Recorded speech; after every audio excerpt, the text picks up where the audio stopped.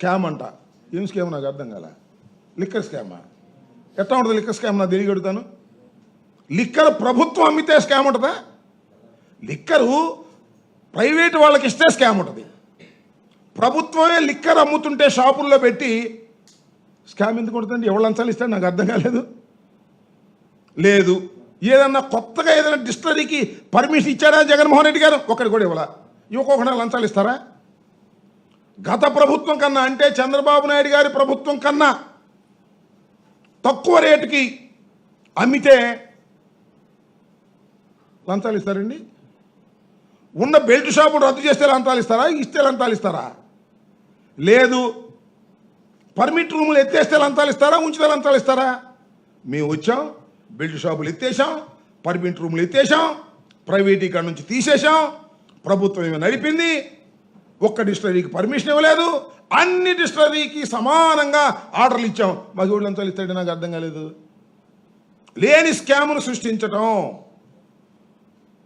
లేని జత్వానీ మీద జరిగినటువంటి లేనిపోని ఆరోపణలు సృష్టించటం. ఎవరా జత్వానీ? ఏంటి కథ? ఒక కంప్లైంట్ ఇస్తే ఒక విద్యాసాగరరావు దాన్ని రిజిస్టర్ చేశారు, చట్టబద్ధంగా తీసుకెళ్లారు. ఆమె గురించి నేను ఎక్కువ మాట్లాడకూడదు, కానీ ఆమె చరిత్ర ఎంతా తెలుసు. బాంబేలో ఆమె చరిత్ర ఏంటో అందరికీ తెలుసు. షీ ఈజ్ ద బ్యాక్ మైలర్ అని చాలామందికి తెలిసినటువంటి విషయం. ఆమెను పట్టుకొచ్చారు, ఒక ఆడకూతురు, పెద్ద ప్రచారం చేశారు. ముందు ఒక కారు, వెనకొక కారు, ఆమె ఎస్కార్ట్ పెట్టి తీసుకెళ్లారు. ఆమె మీద కేసు, ఆమె చేత కంప్లైంట్ ఇప్పించారు. ఇప్పించి కేసు పెట్టి 3 ఐపీఎస్ అధికారుల మీద కక్ష సాధించేటటువంటి కార్యక్రమం చేస్తున్నారు. ఎక్కడికి వెళ్తున్నారండి చంద్రబాబు నాయుడు గారు? మీరు ఏం చేస్తున్నారు? మీరు ఈ రాష్ట్రంలో ఒక దుర్మార్గమైన పరిపాలన చేస్తున్నారు. సరే, అది వేరే విషయం. ఆ దుర్మార్గమైన పరిపాలనతో పాటు ఎవరిని పడితే వాళ్ళని అరెస్ట్ చేసేస్తాం. అంటే రేపు ప్రభుత్వాలు శాశ్వతంగా ఉంటే మీరే శాశ్వతంగా ముఖ్యమంత్రిగా ఉంటారా? మీ అబ్బాయే పరిపాలన చేస్తుంటాడా? పరిపాలన మారవా? ముఖ్యమంత్రులు మారరా? దాని అర్థం ఏంటి? ముఖ్యమంత్రులు మారితే ఎవరైనా అరెస్ట్ చేసేయచ్చా? డీజీపీగా పనిచేసిన అరెస్ట్ చేసేయచ్చా? ఐపీఎస్ ఆఫీసర్ని అరెస్ట్ చేసేయచ్చా? ఏమిటి సాంప్రదాయం? ఏమిటి అన్యాయం? కోర్టులు ఏం చెప్తున్నాయి? న్యాయస్థానాలు వాతలు పెడుతున్నాయి. సిగ్గులేదు మీకు? ఒకానొక సందర్భంలో ఆయన పేరు పోసాని కృష్ణమురళికి సంబంధించిన కేసులో 111 వేశారని, అర్ధంతరంగా 111 వేశారని కోర్టు వారు ఆ ఇన్వెస్టిగేషన్ ఆఫీసర్ని వచ్చి కోర్టు ముందు హాజరు కమ్మని చెప్పి ఆర్డర్ వేశారు. అంతేకాదు, ఒక ఎక్స్టార్షన్ కేసు పెట్టారని ఒక సోషల్ మీడియా కార్యకర్త మీద, ప్రేమ్ కుమార్ మీద కోర్టు స్టిచెస్ పాస్ చేసినటువంటి సందర్భాలు నేను మనవి చేస్తున్నా. కోర్టులు ఒక వైపున ఖచ్చితంగా చెప్తున్నాయి, ఏమిటి అన్యాయం అని చెప్తున్నాయి. అవసరమైతే డీజీపీని కోర్టుకు పిలుస్తామని కూడా న్యాయస్థానాలు చెప్తున్నాయి. అయినా మీకేమీ అదుపు లేదు. ఎవడైనా సరే అరెస్ట్ చేసి లోపలేసేసి కక్ష సాధించుకుందాం అనుకుంటున్నారు. కలకాలం మీరు అధికారంలో ఉండరు చంద్రబాబు నాయుడు గారు, గుర్తుపెట్టుకోండి. మీరు వయసులో పెద్దవారు, అనుభవంలో పెద్దవారు. ఏమిటి కక్ష? ఏమిటి కార్పణ్యం? పరిపాలన చేయలేక మీరు ఇలాంటి డైవర్షన్ పాలిటిక్స్ ఆడుతున్నందుకు నిజంగా సిగ్గుపడాలి రాష్ట్ర ప్రజానీకమని మనవి చేస్తున్నా. మీకు ఓట్లు వేసిన వాళ్ళు సిగ్గుపడేటటువంటి పరిస్థితిలోకి వాళ్ళ మీరు పరిపాలన చేస్తున్నారు. దుర్మార్గమైనటువంటి పరిపాలన చేస్తున్నారు. కేవలం పోలీసు వ్యవస్థని అడ్డం పెట్టుకునే రాజ్యం చేయాలని ప్రయత్నం చేసినటువంటి ఏ వ్యక్తి కూడా మన జాలలేదని కూడా మనవి చేస్తున్నా. ఎక్కడ చేయమండి? గుంటూరులో మీరు చూశారుగా మొన్న, మన గుంటూరులోనే 11 మందిని సస్పెండ్ చేశారండి. ఆ మాధవ్ని, గోరంట్ల మాధవ్ని అరెస్ట్ చేసిన సందర్భంలో 11 మందిని సస్పెండ్ చేశారు. ఏంటో నాకు అర్థం కాల. అది ఎందుకు సస్పెండ్ చేశారో, కారణం ఏంటో ఎవరికి తెలియదు. ఏమిటి కక్షాదింపులు? పోలీసు వారి మీద కక్షాదింపులు. నేను మనవి చేస్తున్నా ఇవాళ ఈ సందర్భంగా. చాలా ఐపీఎస్ ఆఫీసర్లు ఉన్నారు కదా, డీజీపీ దగ్గర నుంచి కింద దాకా, ఎస్పీ దాకా, మీరందరూ ఒకసారి ఆలోచించుకోండి. ఐపీఎస్ ఆఫీసర్లు, సీతారామాంజలి ఈజ్ యువర్ కొలీగ్.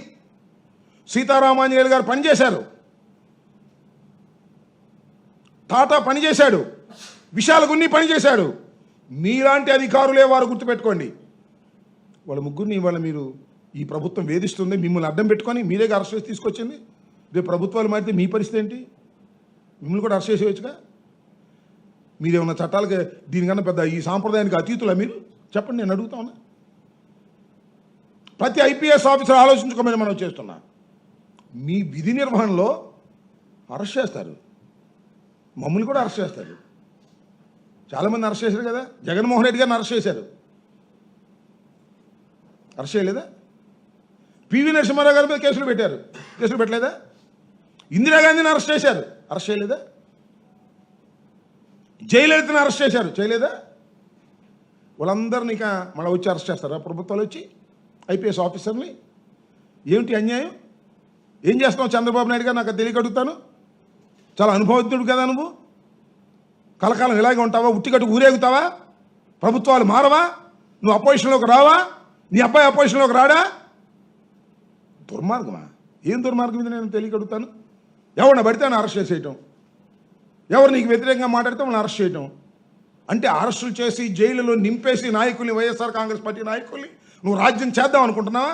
ఎన్నాళ్ళు చేస్తావు? ఈ 4 సంవత్సరాల తర్వాత కూడా చేస్తావా? చూస్తాం. ప్రజా వ్యతిరేకత నేను మనవి చేస్తున్నా. ఒక్కసారి ఆలోచన చేసుకోండి, ఎంక్వైరీ చేసుకోండి. ఏ ప్రభుత్వానికి కూడా 11 మాసాల్లో ఇంతగా ప్రజా వ్యతిరేకత పెరిగినటువంటి ప్రభుత్వం ఆంధ్ర రాష్ట్రంలోనే కాదు, భారతదేశంలోనే లేదు. అంత ప్రజా వ్యతిరేకత పెరిగినటువంటి ప్రభుత్వం ఇది. మీకు పోగానం దాపరించింది, అంతకు మించి ఏమీ లేదు. అంటే ఇంకా 4 సంవత్సరాలు ఉన్నాంలే మనం, ఈ లోపల ఎవరిని పడితే ఆయన కొట్టిపారేద్దాం, ఎవరిని పడితే ఆయన రౌడీతం చేసేద్దాం, పోలీసులను అడ్డం పెట్టుకుని రౌడీతనంగా వ్యవహరిద్దామని నారా చంద్రబాబు నాయుడు గారు అనుకుంటున్నారనేది నాకున్నటువంటి అభిప్రాయం. ఇవన్నీ చూస్తుంటే దుర్మార్గం చేస్తున్నారు చంద్రబాబు నాయుడు గారు. మీరు దీనికి తగినటువంటి మూల్యాన్ని చెల్లించక తప్పదు. కాలం ఎప్పుడు ఇలాగే ఉండదు, కాలం మారుతుంది. చిన్న సోషల్ మీడియా కార్యకర్త దగ్గర నుంచి విలేకరుల మీద కేసులు, పోలీసు అధికారుల మీద కేసులు, పోలీసు అధికారుల అరెస్టు, ఐపీఎస్ వాళ్ళ అరెస్టు. ఏంటిది?